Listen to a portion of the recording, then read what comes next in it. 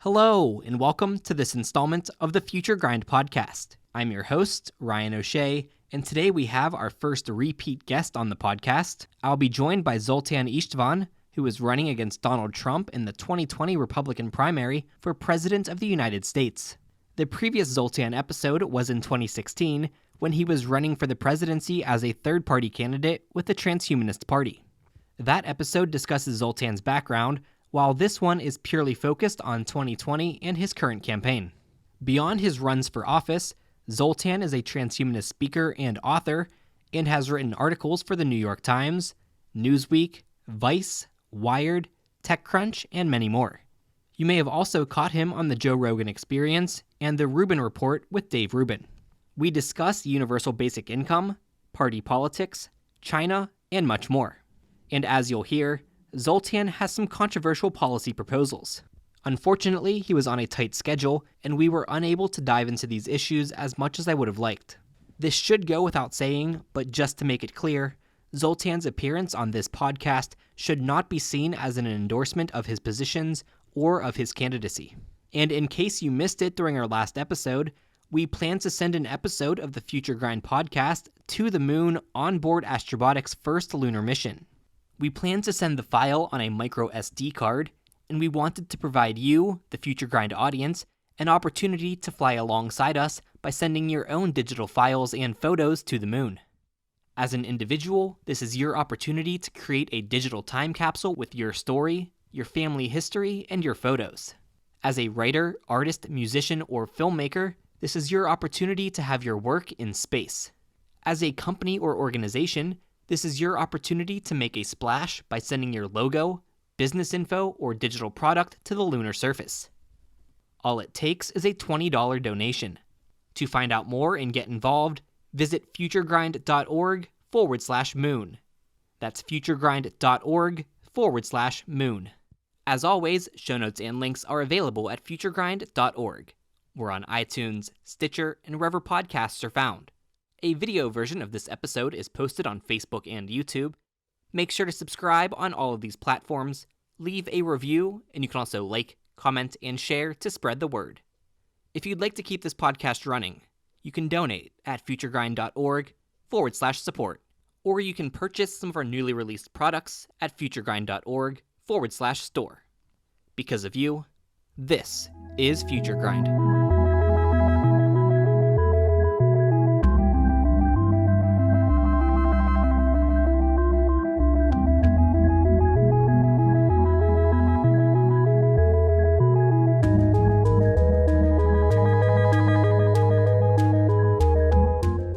Right, and now we're here with Zoltan. Zoltan, thanks for joining us. Oh, my pleasure. Thanks for having me. So you are challenging Donald Trump for the Republican nomination for president in the 2020 election. In 2016, you ran for president as a third-party candidate with the Transhumanist Party, and in 2018, you ran for governor of California as a libertarian. Setting aside the party labels, how would you describe your political beliefs? Where would they fall on the political spectrum? And have they changed in recent years? So I don't actually think my political beliefs have changed, and I'll probably change parties again. I still have to run for the Democrats to make it all four. But, the reality is I run as a transhumanist. I run on the premise of life extension. I run on the premise of merging people with machines and biohacking and all sorts of other fun things like that. And, that's unlikely to change. I do throw in a lot of politics and, maybe some kind of liberal leaning or libertarian leaning ideas into it. But ultimately, I'm still the transhumanist candidate. So why run as a Republican this time? How did you decide on a primary challenge against Trump? Well, to begin with, there was a huge amount of really good Democratic candidates, including Andrew Yang, and we were quite similar in a lot of our ideas. So it didn't really make sense to run on the Democratic ticket with so many other good candidates. However, on the Republican side, there really wasn't anybody else really challenging Trump except for Governor Bill Weld and Joe Walsh. So I thought, there's some room there to make a difference, to get the message out. I also think Republicans need to hear the science and technology message more than any other party out there, since they tend to have a lot of money, but they don't tend to be very friendly to science. So they're actually a very good fit. I sort of see myself as a Trojan horse in the Republican Party. Even though I'm fiscally conservative and I fit very well with the Republican Party there, I'm totally libertarian when it comes to social views, and that's where a lot of my ideas, I suppose, differ from the Republican Party. That said, there's a lot of younger Republicans that do like some of those libertarian and maybe even liberal views. Yeah, you brought up Democrat Andrew Yang there, and we are going to get into how your policies are both similar and a bit different from his. But first, you've been on the campaign trail, visiting and campaigning in many of the early primary and caucus states. How has that reception been? How have Republican voters responded to you and your message? Well, sadly, the Republican voters have not responded very well to my message at all. I got to say, what's been really happening is I've been kind of cherry picking a lot of the Democratic voters who are not satisfied with the field and like more of my transhumanist agenda. I wish I had reached more Republicans, but when I was in Iowa, they didn't seem very interested. When I was in New Hampshire for the primaries, they didn't seem that interested, even though I gave a few talks. What's happening is it seems like there's a lot of independents out there, or young people, millennials specifically, that are ready to crisscross party lines when they find a candidate that they like. And I think a lot of my following comes from people that are really science and technology based, engineers, and especially younger people that really gravitate toward kind of a more radical concept of the future as I have. Yeah, I think that describes me quite well. I'm a consistent voter, but I'm certainly not going to vote for someone because of the party they are affiliated with. These binary options create opposition and divides where I don't really think they need to exist, and it incentivizes ideological purity tests and a with us or against us mentality. But back to your campaign. You mentioned that your views haven't necessarily changed much since 2016, but I think the political climate of the United States and the Overton window has certainly shifted. Have the policies you promoted changed between your libertarian run for governor and your Republican run for the presidency? Well, I would say, to be honest, when I run for a party, I do try to, in some ways, uphold a lot of their beliefs. So there's no question that I have kind of a don't raise taxes policy right now in this campaign. And I try, while I'm running for a Republican, to remain at the core fiscally conservative. Now, it's okay that I came out, I'm pro-LGBT, I'm pro-choice, I'm, pro-immigration and all these other things. I didn't mind going against the Republican Party and some of those social values, especially as, not all Republicans adhere to that. But to go against fiscal conservatism, that's where I really am right in line with, I got to be honest, Trump's doing a really good job when it comes to the economy. It's pretty hard to run against a guy when the economy's doing this well. And I subscribe to a lot of that, those ideas of what he's doing with the economy. And I think so does the Republican Party. So I tend to adjust a lot of my views with whatever party I'm running for, because in the end of the day, that may sound like I'm compromising, but it's not. I'm actually a servant of the people. I'm here to try to, if I win, to represent them. And so I'm not going to try to stab them in the back. I don't mind being a little bit of a Trojan horse and a little bit of a, hey, can we push this level, especially when it comes to science and technology? But when I ran for the Libertarians, I want to uphold their values. When I ran for the Transhumanist Party, I ran as a centric person who was upholding values of transhumanism. And if I run for the Democrats, I'm going to uphold most of their values as well. I'm here to spread science and technology. I believe a transhumanist candidate will one day be elected to the U.S. presidency.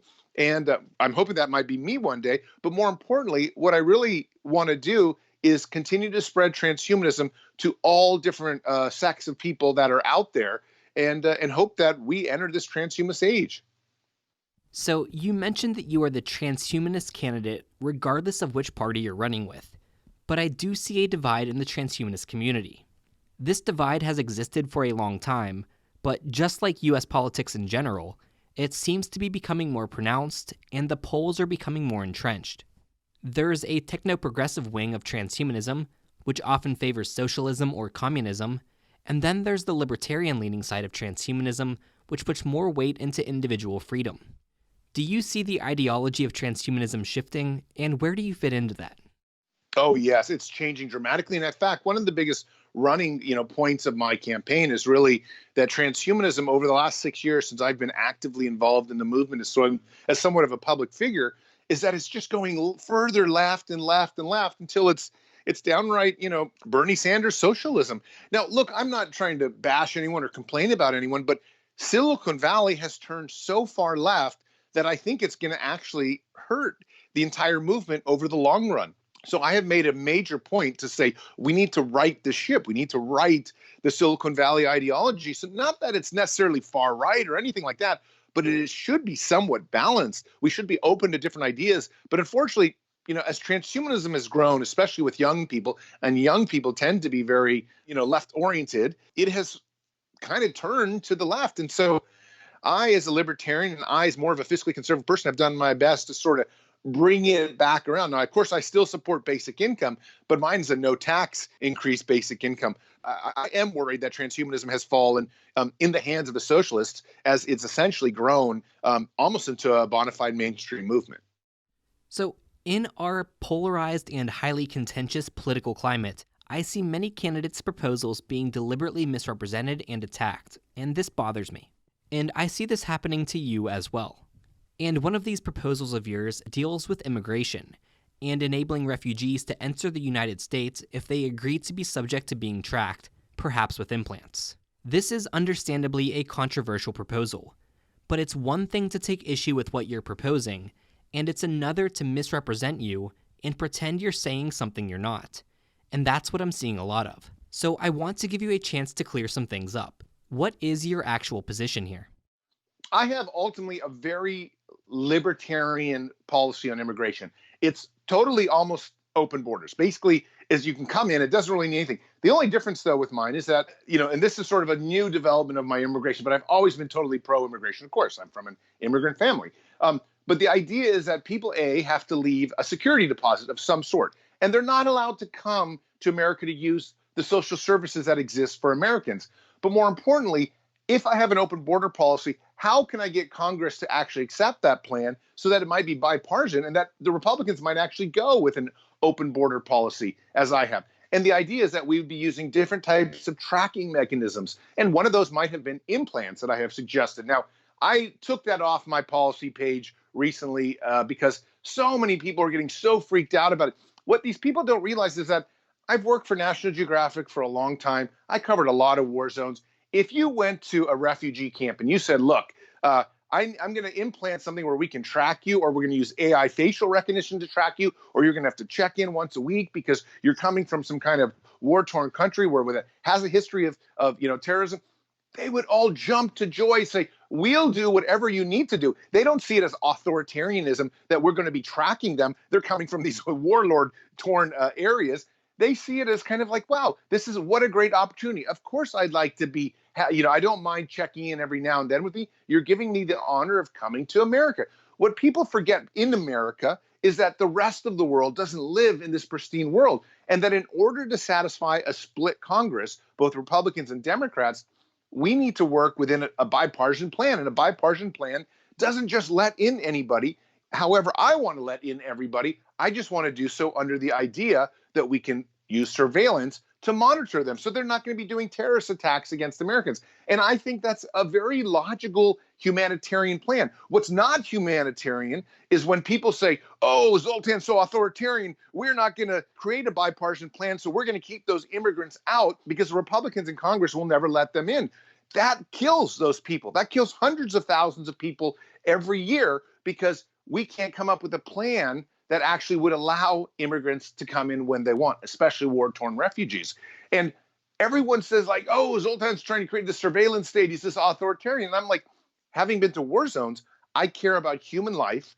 I know that immigrants want to come here to 99.999% of them to do really good things, and they want a new life. And I understand that there's going to be some compromise there. And, so I've come up with sort of AI facial recognition implants and a different type of check-in system. And everyone then says, oh, this is such a crazy, terrible Hitler idea. They don't realize that I've been to war zones, man. This is the way to save people's lives.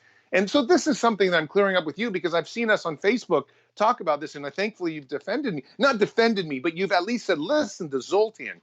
And, it's amazing, though, people want to say I'm some authoritarian when I'm nothing like that.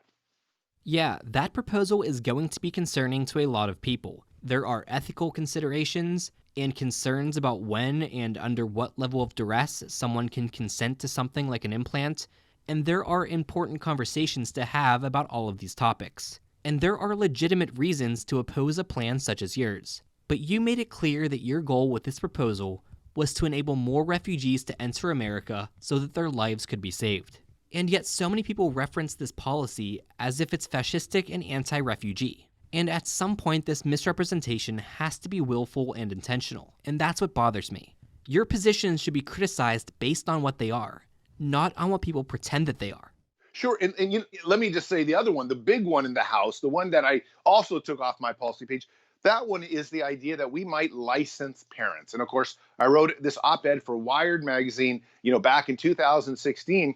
And now I brought it up as a policy during my Republican run. Again, I've since taken this away because everyone freaked out. But what people forget is that there's approximately 7,500 children under the age of 5 that starve to death every single day on planet Earth. There are 10 to 12 million kids every single night in America that go to bed hungry, and 2 to 3 million of them are abused through domestic violence every day. This is America now. I had this policy saying, let's do like a 10 or 15-minute idea where people would have some kind of government agency and say, you know what, you're on heroin, or you're a known abuser, or you're homeless, and therefore we want you to wait and get your life together before you have children. We're not going to give you a license. Now, this is more of a voluntarily thing. It wasn't a criminality thing. It wasn't like, oh, a homeless person chose not to get a license and therefore he couldn't get. All I was offering was financial incentives to license parents. Like you would get free tax benefits and things like that. But everyone freaks out. And it's amazing to me because I think it's a very libertarian idea, this licensing children. It may not be libertarian to the adult, but it's very, very libertarian to the child. I mean, after all, if you're the hungry child going to bed at night, or you're the starving child somewhere around the world, you wish somebody would stand up for you and say, protect my rights. I don't want the rights to be born into a life where I'm going to actually die from sores all over my body because nobody is feeding me or because somebody abuses me. We're talking about like hundreds and hundreds of thousands of cases of abuse every single month in America, and murders and everything else, because we can't take the time to have a 5 or 10 minute licensing process, or at least some type of process in America where we can say, are you a good enough parent? Can you actually feed your children? Are you complete, like not on heroin, knocked out? There are so many people out there that may not be ready to have children. And again, I'm not saying they'll never have children. I'm just saying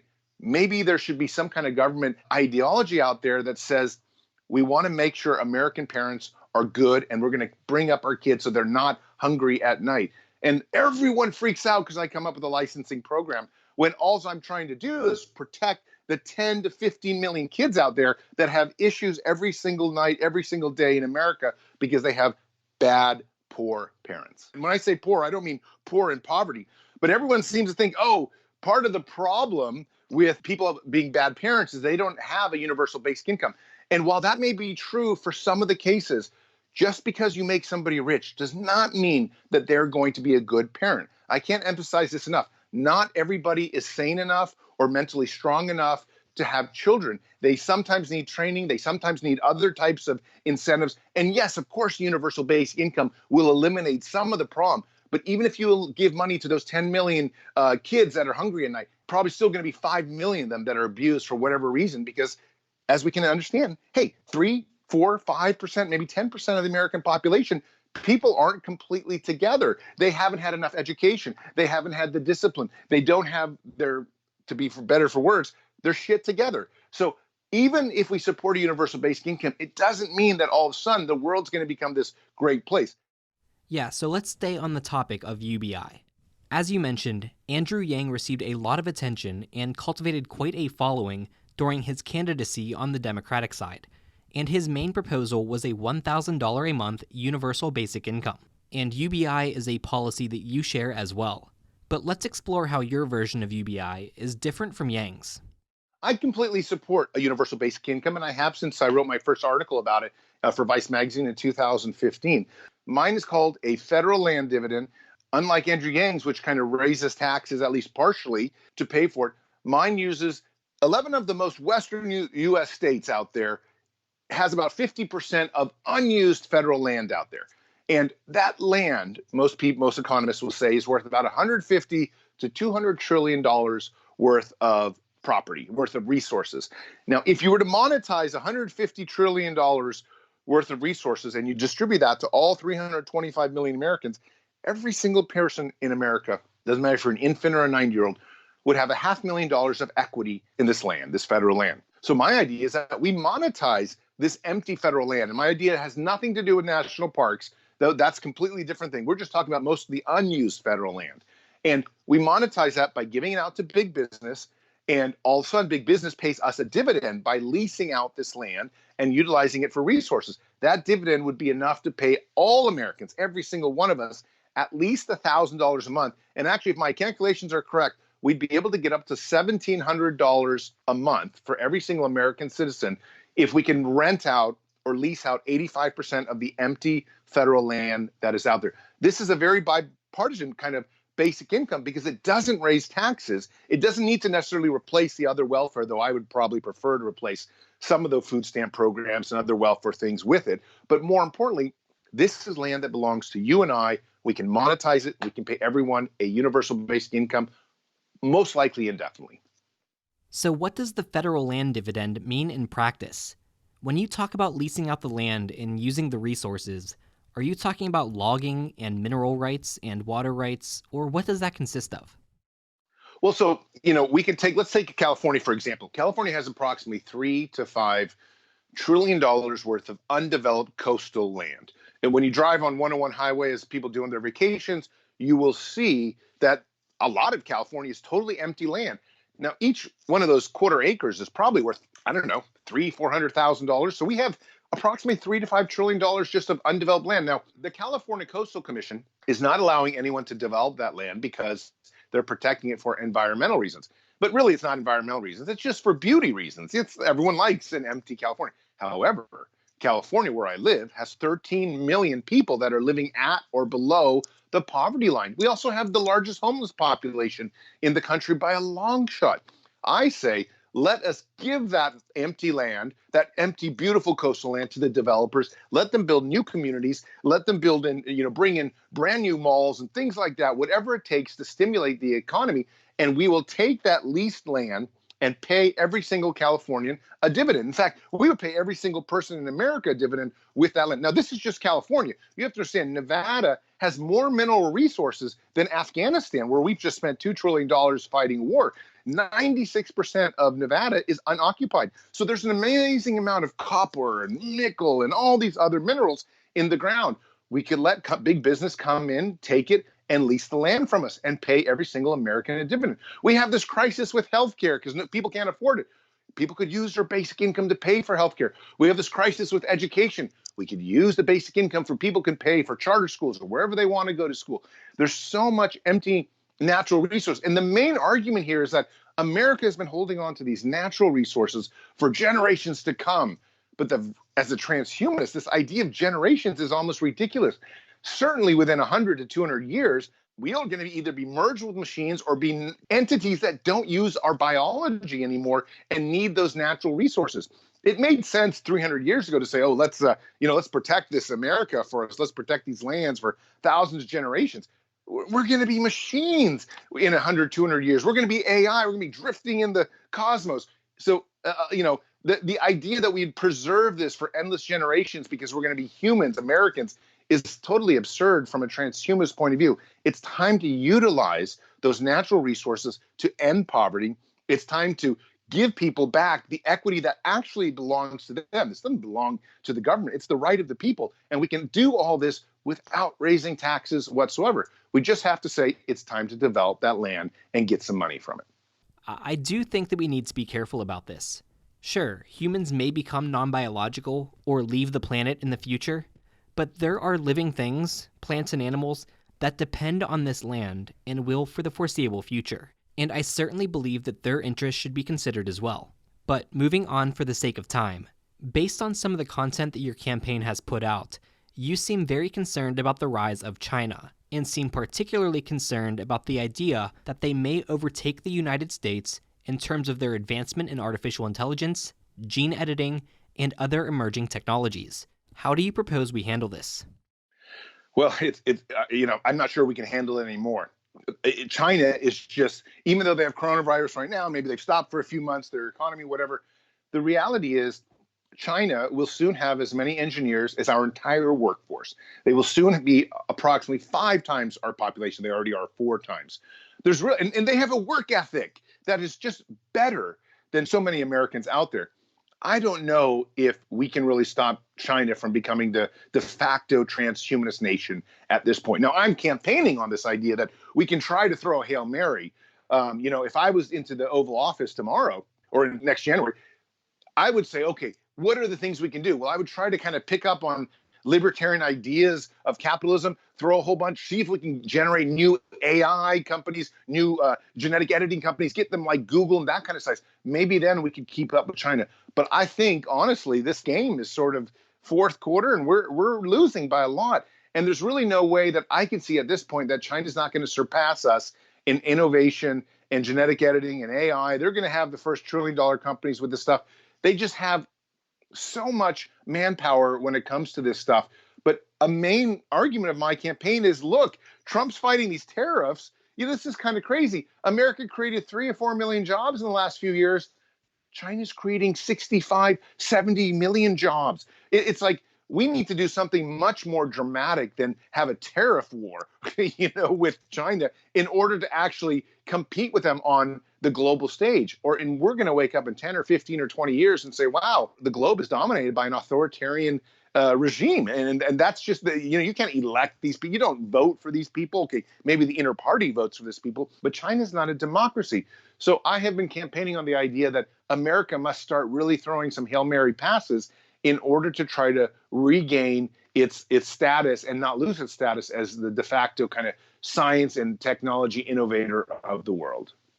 Yeah, ideally one country making advancements in artificial intelligence or gene editing or other technologies would be beneficial for everyone. I don't want to see an AI race because a race implies a winner and a loser. And when it comes to science and technology, this is not a zero-sum game. We can all win. And that's what I'd like to see happen. But I am concerned that that might not be the case. So moving back to your campaign, what level of funding does your campaign have? Is this largely self-funded, or do you have donors? And how are those funds being used? Well, we don't give actual numbers out, but I put in the only number we'll give you is I put in $50,000 of my own money. We do take donations. If there's listeners out there, please donate to us because we aren't getting as many donations as I wish we would have had. We're nowhere near the Andrew Yang category, and that's been disappointing to me, despite the fact that we do quite a lot of news and quite a lot of traffic and quite a lot of interviews. And, honestly, like there's 4 or 5 little articles that are mentioning us every single day, and some big giant ones like the National Review profile that came out. That was a big one. We're still not doing very well in donations.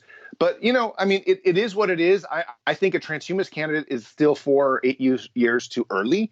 The basic income message goes over very well, but we're going to need more of a transhumanist era for my campaign to really catch on. And this is I'm playing the long game. If I have a real chance of being elected, it'll be probably closer to 2028 or 2032 or even beyond then, when the transhumanist age is really here. I'm building a lot of name recognition. I'm putting out a lot of concepts in multiple parties. I'm doing my best so that we enter the transhumanist age with a lot more knowledge. And that's really the goal of the campaign. It's just completely unreasonable for me to imagine that I could compete against Trump right now. We don't have the funds, the staff, or anything like that. But we are making a difference. We are getting Republicans to open their minds to the future. So on that note, it does seem like Donald Trump is going to win the Republican nomination. Assuming that's true, what's next for you? We have one exciting thing. So I was part of a 4-year making of a documentary called Immortality or Bust on my Coffin bus trip that took place in 2016 when I was a Transhumanist Party presidential candidate. Now, that movie had its debut screening at a film festival late last year where it won an award at the Raw Science Film Festival in Los Angeles. And I don't know if I'm supposed to say this, but and I won't say the names, but we're supposed to be signing a contract the next day or two, finally with a distribution company. And then hopefully before the elections in November, you will be able to see this film, wherever it's going to end up, probably Amazon or something like that. But the point is that this film, after many years of making, now I don't have anything to do with it except being the person in it, like sort of starring in it, is going to be out. And so I'm excited about that because we plan to do a lot of pushing. I also have released a number of books on my essays. I have gotten word that I'll be writing more for the New York Times, so I'm excited about that. Looking forward to writing more for the New York Times' opinion section as well. And but I think my world goes back to what I'm kind of doing. I'll be giving speeches around the world, and hopefully I'll be advising various governments, as I've been kind of doing in the past with in Dubai and UAE and whatnot, and the U.S. military and stuff like that. So I just plan to keep spreading transhumanism. My main goal is that we live longer and that hopefully I don't have to die. And that either is my two children or my wife or, my father already died a few years ago, which is really sad because those of us who are in the transhumanist community making a difference for the life extension movement, if we can just make it the next 20 or 30 years, we might be able to make it thousands of years. But those of us who perish before then, it's very sad because we're kind of at the cusp of the life extension age. So really, that's a lot of what my goal is to get more and more investment to scientists and the people working on transhumanism and life extension science. And I'll do whatever it takes. Generally, I work in media to get that message out. This was a fairly wide-ranging conversation, and unfortunately, we didn't have time to cover everything, and certainly didn't have time to dive deeper into some of these topics with follow-up questions. But for those that may be interested in learning more about you or following along with your campaign, how can they do that? Sure, they can go to, Zoltan2020.com is my presidential website. ZoltanIstvan.com is where all my work and a lot of interviews and stuff like that is, if you want to just see other stuff.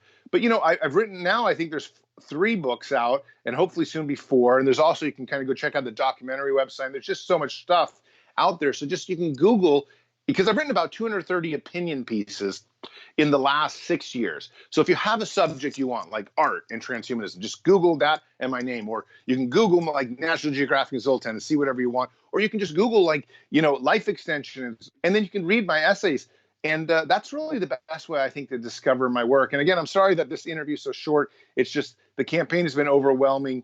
And I'm just like, at this late at night, I'm just like ready to wake up tomorrow morning and start the campaign anew. But it's been great chatting with you. And, for other people that want to learn more of my work, I guess just Google it and listen to this interview and stuff like that. Well, I appreciate you taking the time to speak with me, and I totally understand how hectic your schedule is right now. And I'll make it easy for my audience and put your links and relevant work in the show notes at futuregrind.org so everyone can head there to find out more. Zoltan, thanks again for joining me on the podcast. Oh, it's been great to talk to you again, Ryan, and thank you so much for having me again.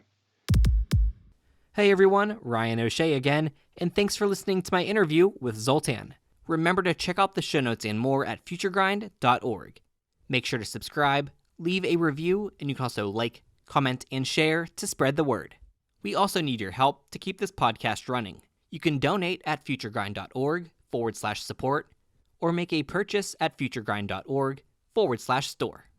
And don't forget, we're offering you the opportunity to send your files and photos to the moon alongside an episode of this podcast. To find out more, go to futuregrind.org/moon. That's futuregrind.org/moon. Till next time, this is Future Grind.